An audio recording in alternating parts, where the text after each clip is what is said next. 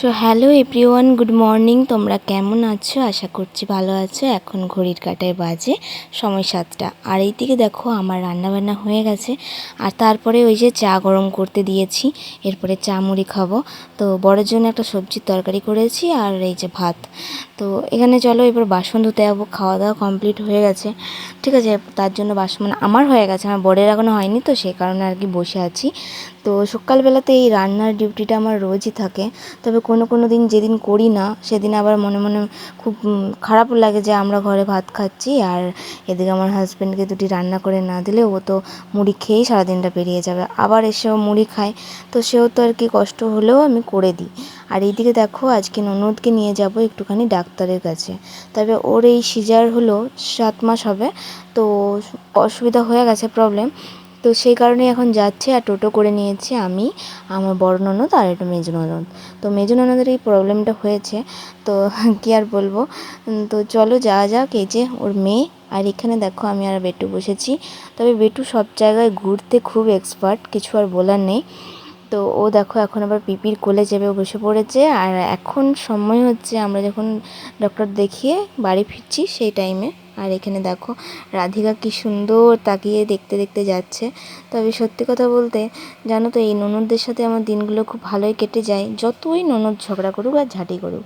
আর তারপরে এই যে বাপের বাড়ি এসেছি, ভাই আর কি গেছে আমার বেটুকে নিয়ে, দেখতেই পেলে একটুখানি দোকান দিয়ে গেল।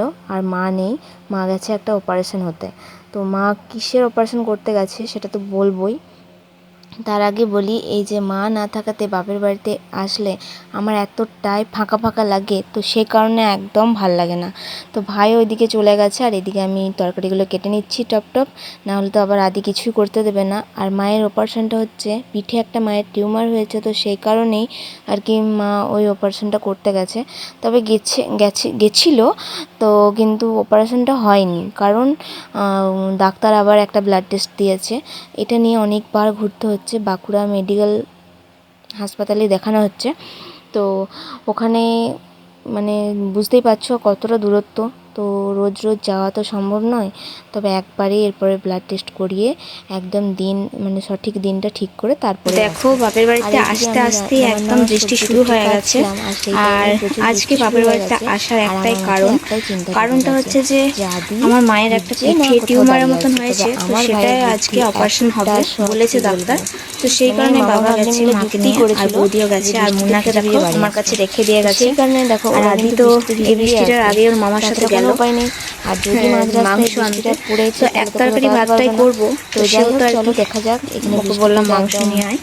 আর এখানে আমি মশলা বাটছিলাম, বাইরের মধ্যে অনেক ভিজেই গেছি, তো ঘরের মধ্যে হালকা জলটা ঢুকছে আর কি। আর ভাই এখানে ননি বেটাকে নিয়ে গেছে, সেই টাইমে দেখো আমি কি কাজ সেরেছি।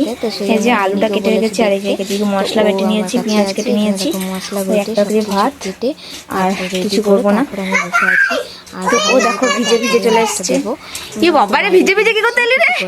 আর আমি কি বলেছিলাম যে হ্যাঁ নিশ্চয়ই ওরা ভিজে আসবে। দেখো ভিজে এসছে, ইচ্ছা করে ভিজেছে। আমার ভাই প্রচন্ড বদমাশ জানো, একদম মানে কোনো কথা শোনে। আমি বললাম বারবার ভিজিস না ভিজিস না।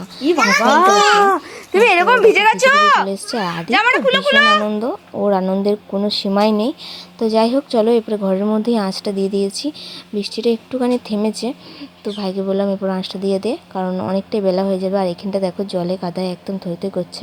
আর ভাই মাংস আনতে গেছিলো, তো মাংসটা খুব ভালো করে ধুয়ে আলুগুলো ধুয়ে রেখে দিয়েছি। এরপরে আমরা মারে ভাত খাবো, তার জন্য একটু বাদাম ভেজেছি, একটুখানি আলু ভাতে।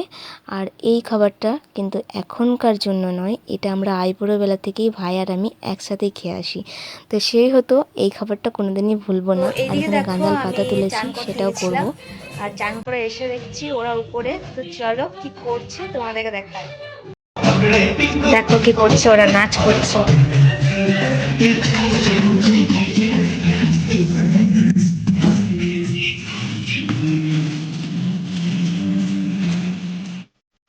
কি হলো, গান বন্ধ হয়ে গেছে কেন? ফোন এসছে। এই যে দেখো এটা একটা আমাদের উপরের ঘর, তো এখন এই ঘরটার অনেক অবস্থা খারাপ, মানে একদম নেমে গেছে। আর এই দিকে দেখো এটা মায়ের ঠাকুর ঘর। মা দেখো পুজো আজা করে তারপর গেছে। তবে মায়ের আজকে একদমই হবে না অপারেশন, ডাক্তার বলেছে আজ হবে না। ঠিক আছে ঝাঁপিও না আমার ঠাকুর আছে। যে এখানেও ঠাকুর, আবার এখানেও ঠাকুর আছে। আর জগন্নাথ দেবের ফটোগুলো দেখো কি দারুণ,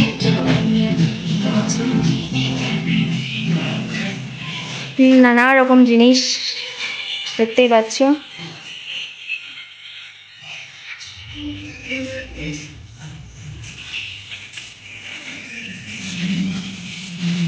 মেলা আছে আর কি।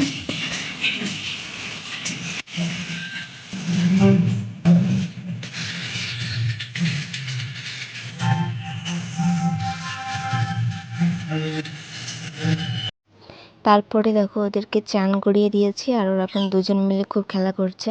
এরপর এদিকে একটু পরেই ভাত খাওয়াবো আর ননিও খাবে। তো চলো, ওদেরকে চান টান করানো হয়ে গেছে। আর তারপরে মারে আসছে ফিরে, ফোন করেছিল। তো এইভাবেই আমার দিনটা কেটে যায় বাপের বাড়িতে শুয়ে বসে। আর রান্নাটা মূলত ভাই করেছিল, মাংস রান্নাটা। এখন এমনই হয়ে গেছে বাপের বাড়িতে যেয়ে না আর মাংস টাংস একদম রান্না করতে ইচ্ছে করে না। হয়তো বাবা মায়ের ইচ্ছা হতেই পারে যে আমার হাতে খাবে, কিন্তু আমার আবার ইচ্ছা হয় না, আমার মনে হয় ভাই করুক। আর এই ব্যাগটা দেখো আমার বর আমার জন্য এনেছিল মায়াপুর নয়, নৈহাটি থেকে।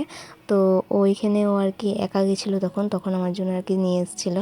তবে যাই হোক, এটা আমাকে একটা সারপ্রাইজই দিয়েছিল। আর এইদিকে দেখো গাঁদাল পাতা বেটে আমার নখের কি অবস্থা, হলুদ হয়ে গেছে। তো যাই হোক, তখন আমরা বাড়ি ফিরে চলে এসেছিলাম। আর তারপরে এই যে আমার হাজব্যান্ডকে আমি এখন খেতে দিচ্ছি ঘুগনি আর রুটি, এটা ওর খুব ফেভারিট।